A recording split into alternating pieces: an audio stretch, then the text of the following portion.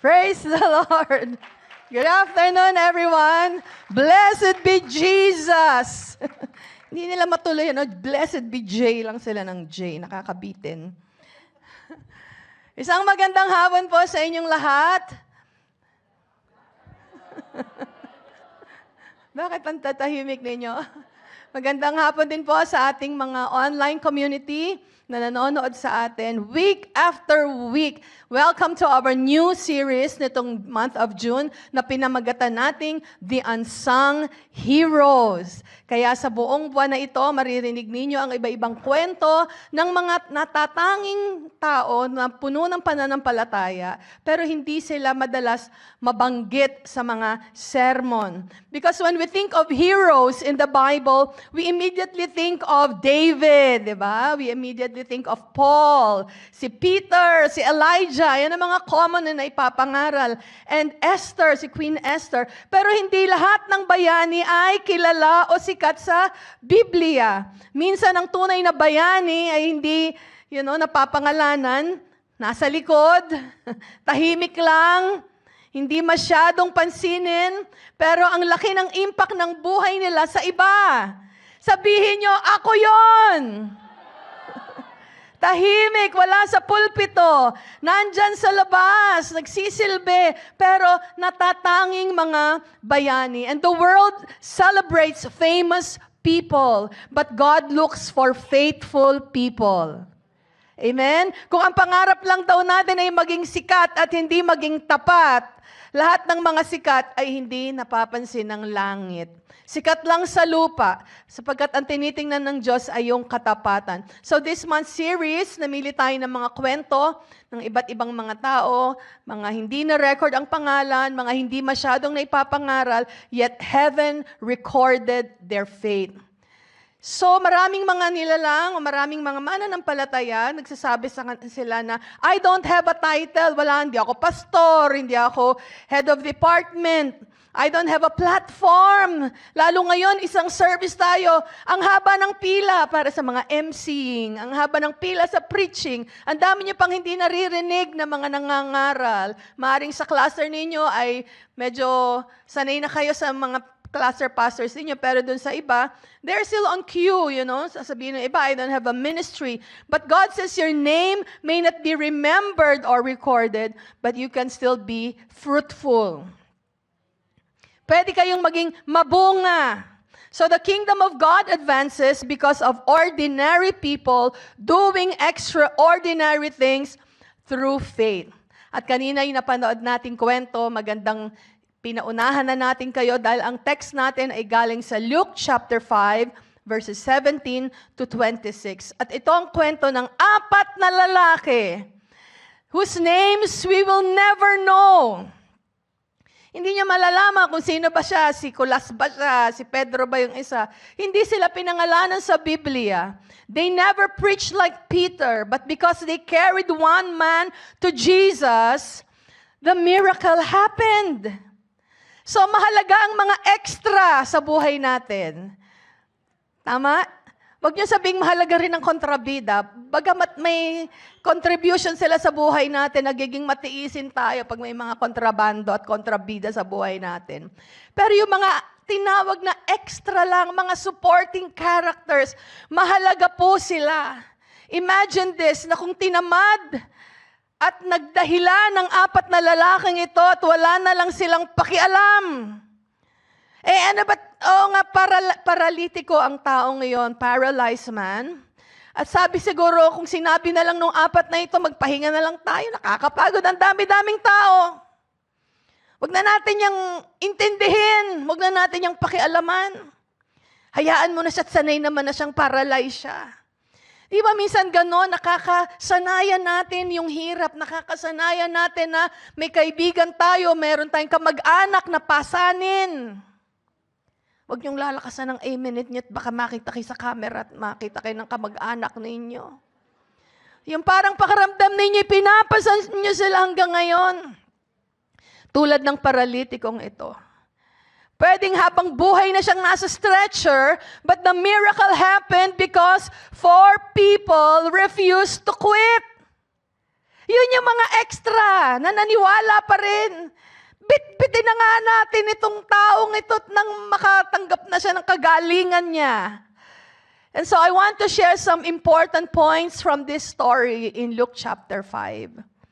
At number 1, ay tandaan niyo po ito, bearing one another's burden. Pag sinabing bear one another's burden, inaral ko po ito kagabi. Ano ba talaga ibig sabihin itong salitang bear na ito? At yung burden na ito, ano bang klaseng bigatin? Ano bang klaseng pasanin ang dapat maging kabalikat ako ng iba? Baka naman kasi ikaw na yung garantor, naging kabalikat ka, nagdusa ka rin sa kagagarantor mo kay kumare na tumakas. Ganong klase bang pagbabalikat ang sinasabi ng Biblia? Dahil ang sinasabi rin ng kawikaan ay huwag kang magiging garantor. Nasa Biblia din yun. Pwedeng ang tingin ng tao ay kabalikat siya. Pero ang sabi ng talata, dahil ultimong higaan, hihilahin sa'yo pag di nakabayad yung ginarantoran mo. Basahin niyo yun. Pati yung higaan mong foldable na nga lang, ang tigas-tigas ng kutsyon na wala pa. Sometimes God uses you to carry someone until they can walk on their own. And note this, until they can walk on their own. Hindi habang buhay pinapasan, hanggang sa siya'y makalakad ng mag-isa, makatayo ng mag-isa. And the paralytic could not reach Jesus by himself. Obvious yun.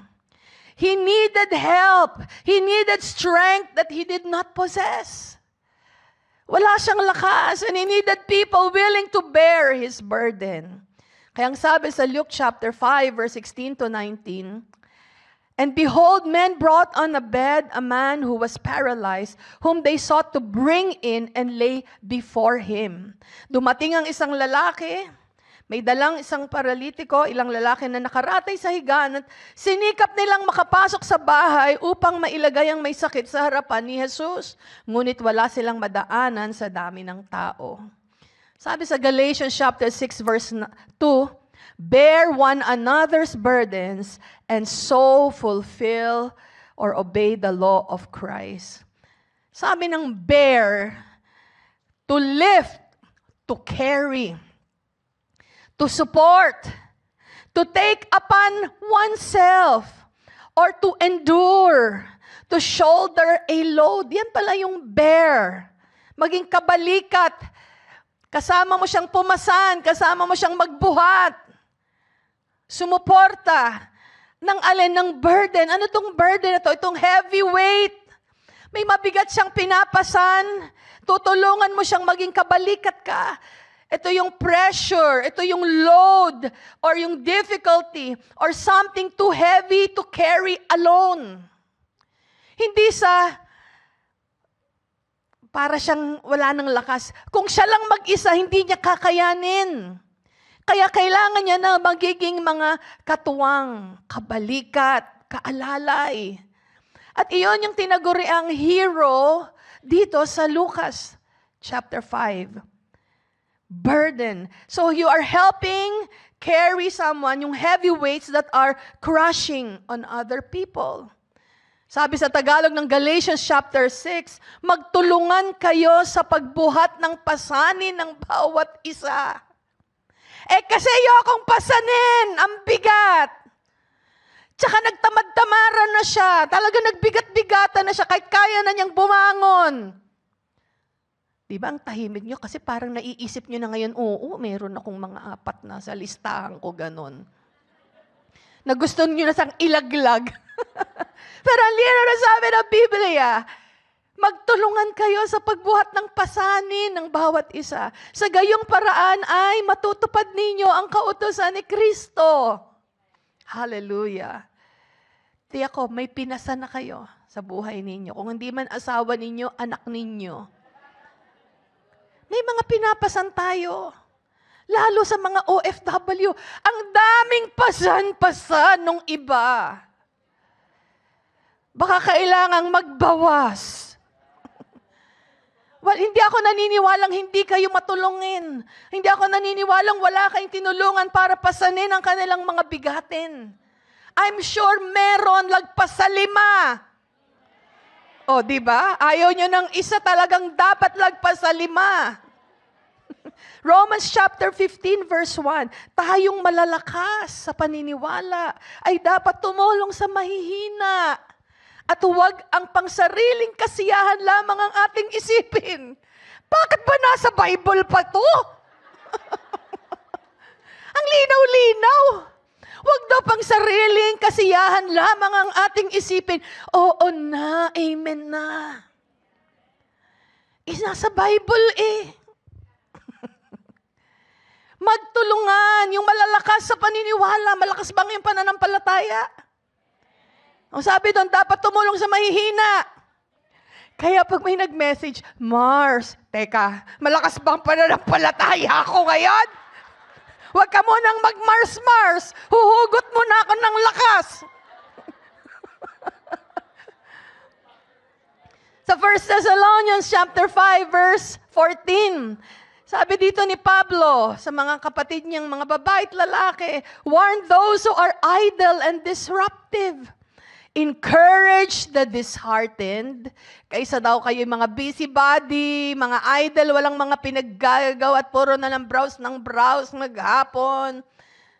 Sabi niyan, encourage the disheartened. Palakasin ang mga pinanghihinaan ng loob. Help the weak. Be patient with everyone. Bakit na naman nasa Bible na naman yan? Be patient with everyone ngay. Kunanamat.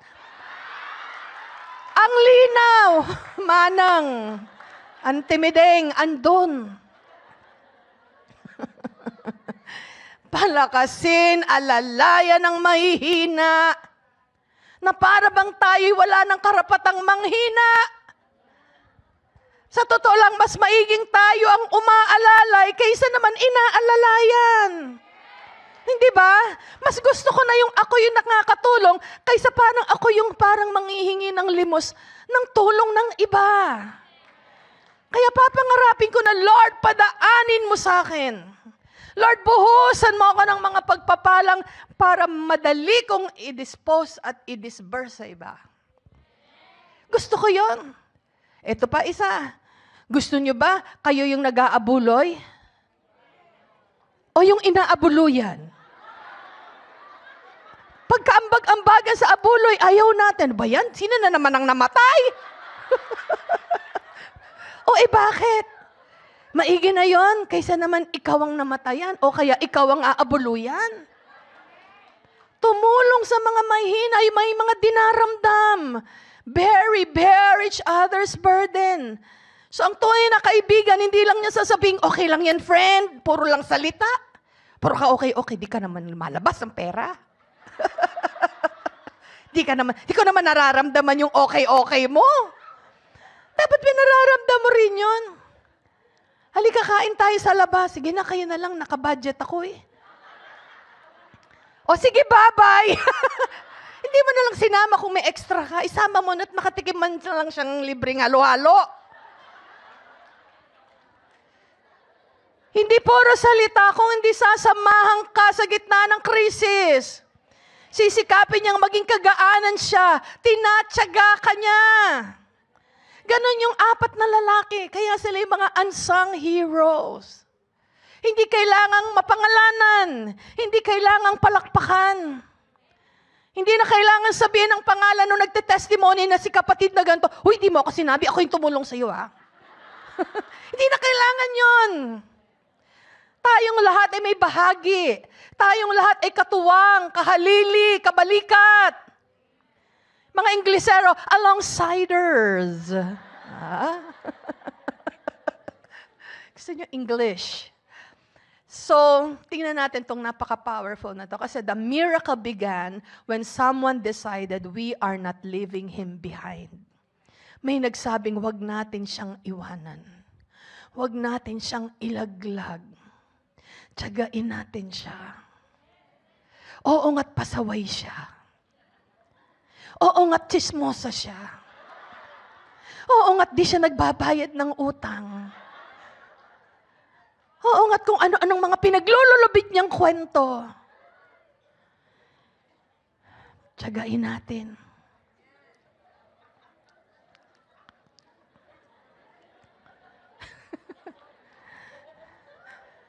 Tiyagain. You know, many people today are paralyzed spiritually. Baka tatawa-tawa kayo dyan, kayo yung paralyzed na kailangang alalayan. Mamaya may stretcher dun sa labas. Pipila na yung mga magbubuhat. You are not paralyzed physically, but you are paralyzed spiritually. Hindi nyo alam paano makatayo. Hindi nyo alam paano umahon. Tisod na lang ng tisod. Tapos parang yung kasalanan paulit-ulit. Nagsisi na ulit, nagsisi. Nakailang libong sisi ka sa isang buwan. Kasi talagang di mo malaman paano ka magtatagumpay. People may look okay, but they're so broken and they feel so sick. They feel so stuck. Ang papogi, ang gaganda ng suot. Pero they're spiritually paralyzed. Tingnan mo yung katabi mong ngitian mo. Dali, ngayon na. Okay, some are smiling on the outside. Diba? Ang ganda ng ngiti sa'yo, pero yan umiiyak yan sa gabi. Natatawa siya sa'yo ngayon, pero hindi niya minsan malunok yung kinakain niya pag naalala na niya yung problema niya. At siya na lang mag-isa. Many people are like that. Kaya dapat magpalakas tayong lahat. Tayo yung umalalay. Tayo yung mga nire-raise ni Lord na mga bayaning lihim para sa iba. Dahil mas gusto ko nang ako yung tagabuhat kaysa yung bubuhatin. At ako'y ang bigat. Baka hindi nila ako kayaning pasanin. Ako'y napaka-high maintenance. Other people are mentally educated, brilliant people. Talaga namang kagagaling ng mga utak. Pero financially paralyzed. Sa talino, hindi alam kung paano kikita ng pera. Pero yung mga laking probinsya, ang mga abilidad talaga naman, no? Nagbenta na ng palitaw, kung ano-ano ng mga nagawang mga diskarte sa buhay. Nag-live selling na. At sila yung mga nakabili ng bahay. There are people, they are not physically paralyzed, pero emotionally, mentally, financially, stuck. Di mo alam kung ano yung next move. And maybe you are that person, you need someone to help you. Pero you are too proud. Hindi ko pwedeng sabihin, kakahiya. Dapat din nila malaman. It's okay na malaman. We are so vulnerable, lalo sa mga pastor. You know, I encourage them, I create an atmosphere na sila ay talagang mag-o-open, na wala kaming mga lihiman para magkatulungan. Para pag malalakas ang mga pastor ninyo sa clusters ninyo, mapalakas din kayo. Tatsagain ko kahit ano-ano mga sumpong nitong mga ito. Ito nasa harapan na ito. Iba-iba yan ang sumpong minsan. May sapi daw, sabi ni Pastor Henry. Walang may sapi sa kanila. Pus-pus sila. But God is asking us right now, who will carry them? Magsa-sign up kaya tayo? Anong sinasign upan mong ministry? Tagapasan. Ay, wow. Tagabuhat, PH. Ay, wow, very good. Sinong bubuhatin? O, ito, wala na tong 20. Ako may 20. O, ayan. Nabuhat ko na, 20. Bukas, iba na. Huwag mo na akong lapitan. Baka paulit-ulit, ikaw naman. Makaramdam ka rin. Baka nananamantala na. Kaya nga sabi nun, hanggang sa sila ay makatayo ng mag-isa. Siyempre, mahahalata mo rin, 3 buwan na, hindi ka pa makatayo, girl. Beshi. Ilang taong ka ng Christian, dapat nananagumpay ka na rin. Dapat hindi ka na rin umaasa. Tapos hanggang ngayon sasabihin mo, hanggang ngayon ba hindi ka pa rin nag-iikapo, kaya ganyan. Sasabihin ko to sa inyo, sapagkat ito'y drinap ni Lord sa akin, turuan mo sila, lalo sa panahon na ito, yung crisis, ang insurance ninyo ay ang inyong tithes. If you are not paying your tithes to God, sabi ng Bible, yung devourer, yung mananakmal, hindi yan mapipigilan ng pastor kasi ang Diyos ang naglagay. Kahit anong panalangin ko sa inyo, hindi ko yan masasaway sa buhay ninyo. Kaya paulit-ulit ang cycle. Kaya minsan, ang mas maraming pinapasan na paralyzed ay financially paralyzed people. Kasi they never learn the basics. Sabihin, hindi, walang problema sa asawa, masaya. O, yan ang problema mo. Wala kaming pera. Nako, ang lakas maka-high blood niyan. Pinag-aawayan lagi. So never underestimate itong simple message ng kumusta ka, kapatid? Parang nagbuhat ka rin nun. I'm praying for you. Naalala kita. Napanaginipan kita. Kumusta na ba ang buhay mo? Wag mo i-share yung napanaginipan ko, namatay ka. Wag mo na i-share yung mga ganon. Di yung nakaka-encourage. Parang ewan ko ha, feeling ko namatay ka dun eh. Parang gusto mo lang gumante. Pero yung care, kumusta ka na kapatid? Naalala kita. Kumakain ka pa ba? Kumusta ang anak mo? Kumusta yung asawa mo? Walang hiya. At least ako na nagsabi. Sinabi ko para sa inyo. Sana nakikinig sila. Itag mo na ngayon. You know, madaling sumama pag masaya ka. Madaling sumama sa mga taong masayahin, mga successful. Pero ang tunay na kaibigan, makikita mo pagbagsak na. Pagsadsad na. Hilahod na ron. Lalabas ang mga tunay na kaibigan at kapamilya. Lalabas talaga. Pati sa bibig. Kung sumbat ba ang iparirinig? O pasasalamat. You know, God often uses people as His hands to carry. At kung aaminin ninyong lahat, may mga nakatulong din sa inyo. May mga nag-akay din sa inyo.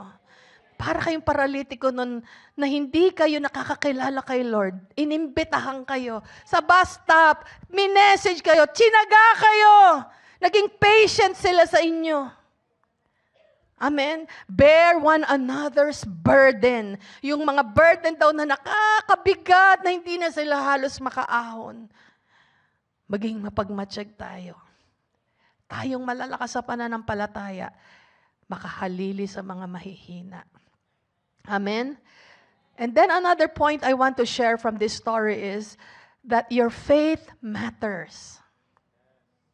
Mahalaga yung pananampalataya ninyo. Kaya pinalalakas natin ang pananampalataya ngayon. Linggo-linggo sa mga prayer meeting ninyo online, sa mga teachings ninyo, mga next steps ninyo, para lumakas ang inyong pananampalataya.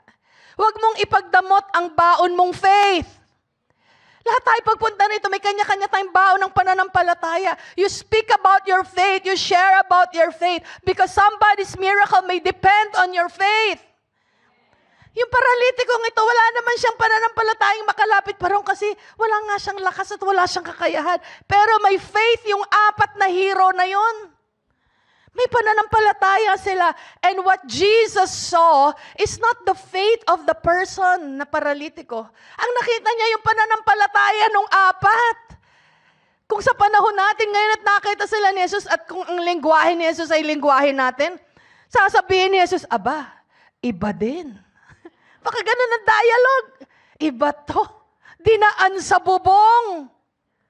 Ibig sabihin, naniniwala silang magkakaroon ng kagalingan talaga itong taong ito.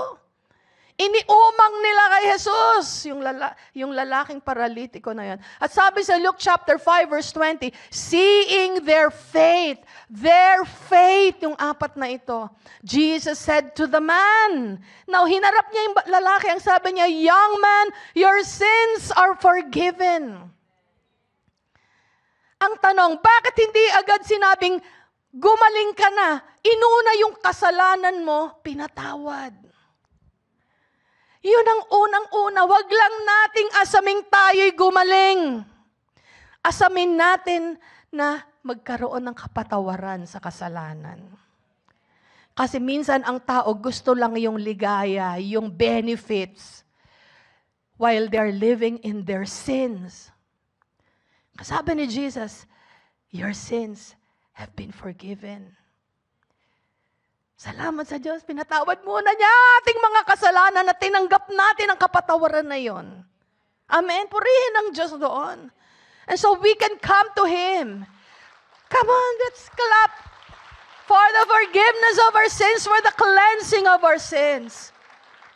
And notice carefully here, Jesus did not foresee the paralytic's faith, but it's the faith of the 4 men. Yung so na ito sa wikang Griego, salin kasi nito, sabi dyan, hindi lang siya nakita. Jesus also discerned. Natukoy ni Jesus. Sabi niya, ibang klase ang faith ng mga lalaking ito. He recognized. Sabi niya, kapansin-pansin ang galawan ng mga lalaking ito. Yan ang ibig sabihin ng seeing.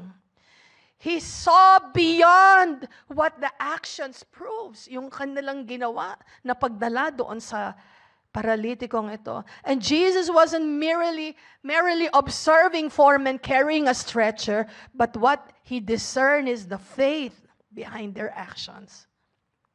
Kasi minsan ang aksyon nakakalinlang pero may nakita ang Diyos sa puso nila. Hindi lang nila basta dinala, naniniwala sila. Gagaling si Sir, si paralitiko. Halika, dadaling ka na namin doon. Hindi nga sila napigilan. At sabi nung faith na ito, na he saw their faith, ang faith dito ay yung matibay na paninindigan nila, yung conviction ng mga 4 na lalaking ito. Ito yung lubos nilang pagtitiwala, yung sinasabing reliance upon God. Ito yung kumpiyansa nila sa kanyang kapangyarihan. You call it confidence in English. Hindi natitinag na paniniwala, natuto pa rin ng Diyos ang kanyang mga salita. Ito yung tinatawag na firm persuasion na nakita sa mga lalaking ito.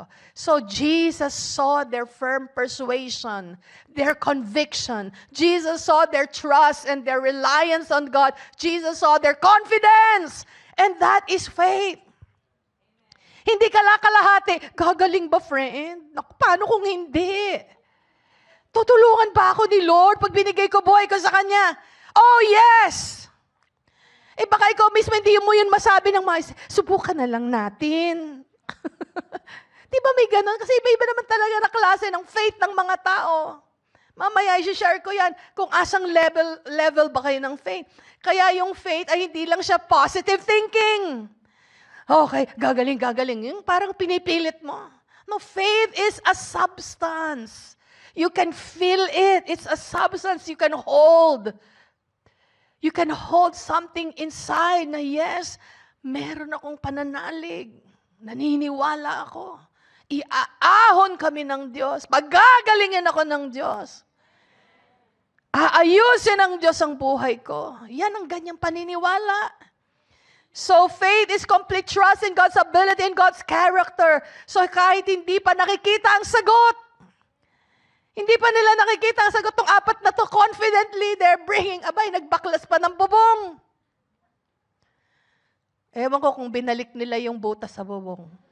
Inayos nila yun. Walang sinabi doon. Pero pinakwento yun. Sinulat, ni-record. Unsung heroes. Kahit di na sinilagay mga pangalan. Pero yung kwento na lang nila. So sa bawat takbang ng pagtulong natin, ang tinitingnan ng Diyos ay yung puso. Kung may faith ba doon? Hindi yung pagbabakasakali lang. Mga kaibigan ninyo, ilang linggo ka nang inuubo, halika, sumama ka na sa simbahan, pananalain kita ngayon, pero pumunta ka rin sa altar, ipapanalain ka ng mga pastor namin dong magaganda. Yung palang nasagot na ang prayer mo. Pag ikaw ay nanghikayat, ikaw ay nag-convince sa kanila, sineran mo sila, buong-buo. Walang tamang pagdududa. Ang dami ko nang nakausap na para bang parang malalamon ko sila sa aking salita. Dahil sa pananampalataya ko kay Lord, yes, God will. Yes, God believes in you. Mababago pa bang buhay ko? Of course! Yung ako ang naniniwala kaysa doon sa may katawan. Parang hindi nila maubos maisip na kayang gawin ng Diyos yon. Sa tingin mo, yayaman ako, PH. Bakit hindi? Bakit hindi? Sige nga. Kung ano yung pinaniniwalaan at kinakapitan ninyo at sinong pinapanampalatayanan nyo, yun ang magmamanifest. Garantisado 100%. Walang duda. Subukan natin, ha? Testigin natin. Sabihin nyo nga, yayaman ako!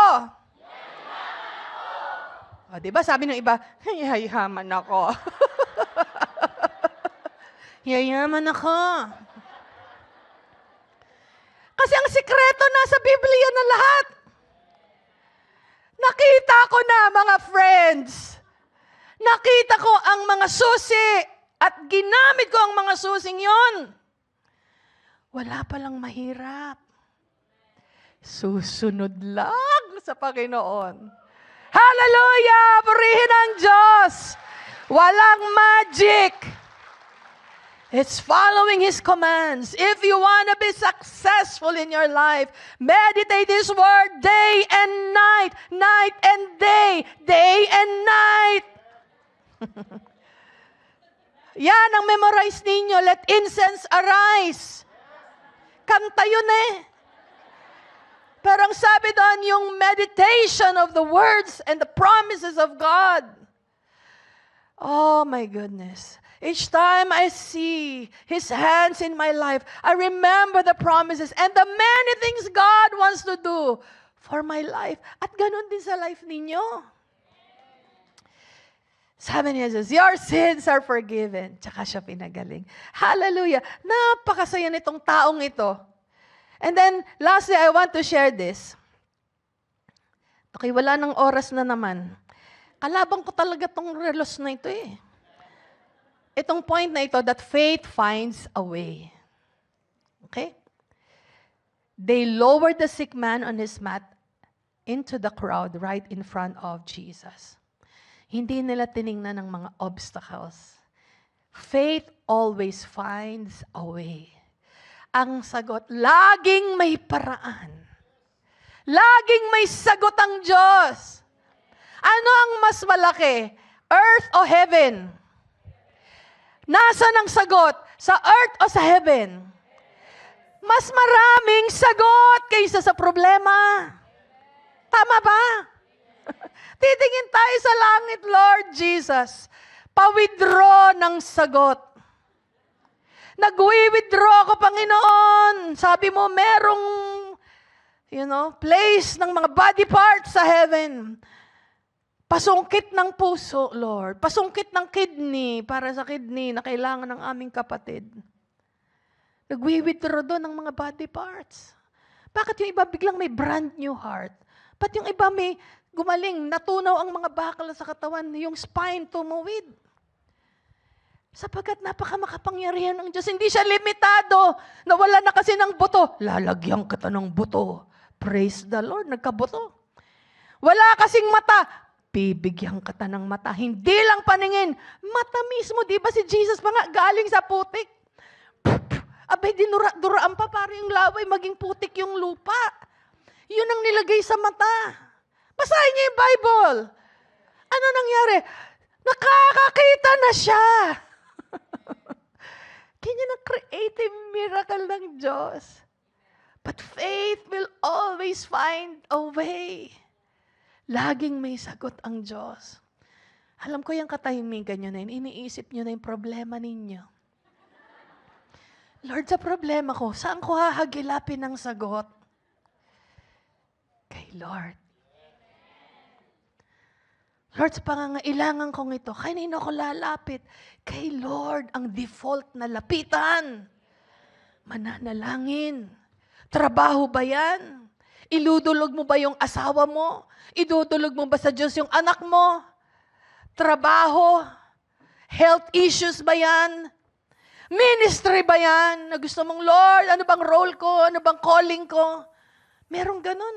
Na-depressed dahil hindi alam ang ministry niya. Tatawa ko rito, nadi-depress dahil gusto maglingkod, hindi makapaglingkod. Ang daming gagawin, mga girls, mga men and women of faith. Faith will always find a way. Mabutit hindi sinabi ng 4 na lalaki, next time na lang ha. Madami pang araw ha. Total naman, ang daming tao, hindi kami makasingit. Diyan ka na lang, tiisin mo na lang, tagal-tagal mo naman ang paralitiko dyan. Hindi yun ang litanya. Buti na lang nung minessage niyo ako, pwede ako. Huli ka, takot lang kayo sa akin makipag-date. Bakit daw? Bakit daw ako gustong makakausap ni PH? Sabi naman nung cluster pastor niyo, abay, ewan ko. Baka may ginagawa kang hindi namin alam. Gusto ko lang kayong makasama, pwede ba yon? Gusto kong marinig ang mga istorya ng buhay ninyo. Gusto kong makaalala at makahalili sa inyo. Kaya pagpaiwas, edi sorry. Kasi hindi naman ako mabilis humabol. May edad na rin ako. Hindi ako makatakbo ng mabilis pag nagtatatakbo kayo palayo. Pero yung mga nagsisilapit, mapapalad sila. Masasaya sila. Nakakasumpong sila ng wisdom. Nakakasumpong sila ng mga luma kong damit. Pagkasya sa kanila. Purihin ang Diyos. Napakabuti ng Diyos, hindi ba? Minsan alam ko yung bigatin ninyo, hindi dahil sa inyo. Kung kayo lang ang iisipin, wala kayong problema. Di ba? Ang sarap na ng mga buhay ninyo. Kung kayo lang ang iisipin ninyo. Kasi ang gaganda nyo, Wala naman sigurong malnourished na humpak na ang mukha na hindi kumakain. I'm sure may mga tinatapon pa kayong mga pagkain dahil sobra-sobra. Ang dami niyong damit, bumubulwak sa mga luggage at mga aparador ninyo. Kung kayo lang, wala kayong problema. Nagkakaproblema dahil may binitbit tayo na mahal natin sa buhay. Mahalaga kasi sila sa puso natin. Pero gustong sabihin sa inyo ng Diyos ngayon, ikaw ba yung paralitiko na kailangang akayin o alalayan? Marami kang bigatin, marami kang binibitbit. Today we can say sa communion natin, Lord, tulungan mo akong mapasan ito. Tulungan mo ako, Lord. Makita ko yung liwanag, makita ko yung sagot. Meron na ba kayong mga communion elements?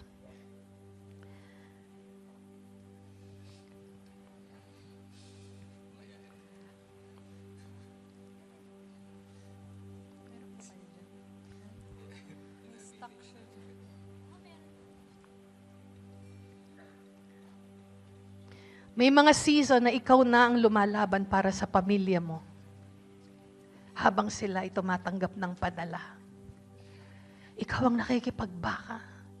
Habang sila tulog spiritually. Huwag niyo na itataas ang kamay ninyo. Na, opo, PH, ganyan nga. Panay good time.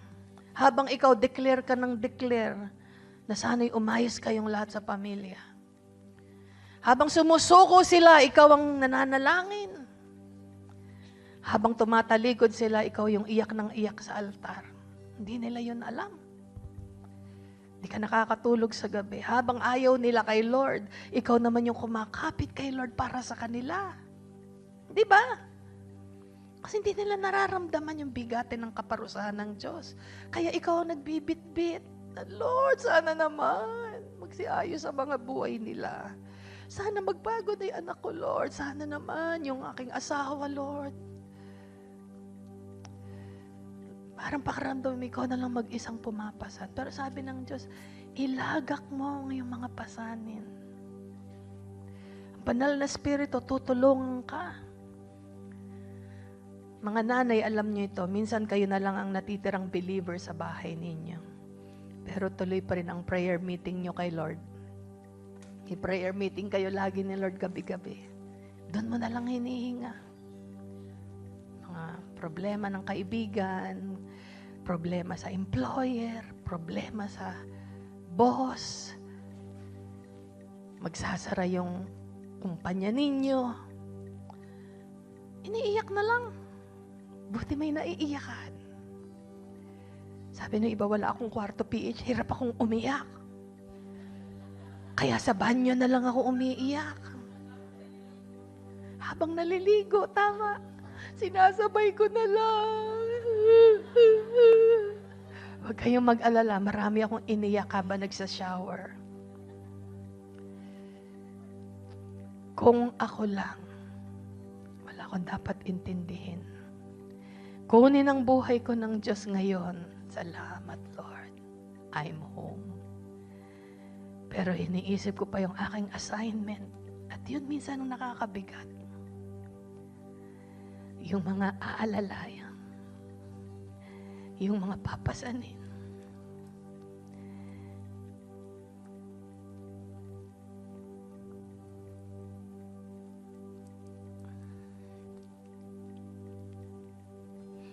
Keep encouraging others. Be patient with them. Alam ko, pwedeng maging masaya ng buhay ninyo. Wala tayong dapat patunayan, wala tayong dapat pang-ipunan pa na kung ano-ano. Because one day we will all leave everything. Wala naman tayong madadala. Tumulong hanggat kaya. Huwag nang ipagdamot pag may sobra.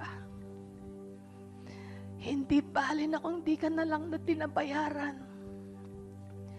Baka mas mahirap ang pinapasan niya na alam niyang hindi siya nakakabayad. Huwag mo na lang siyang usapan dahil ikaw naman ay maalwa. Tsatsagain.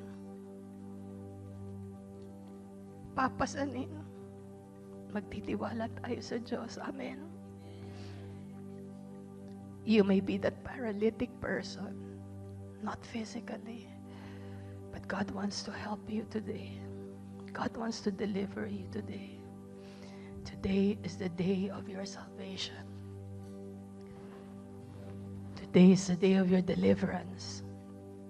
Tumayo tayong lahat.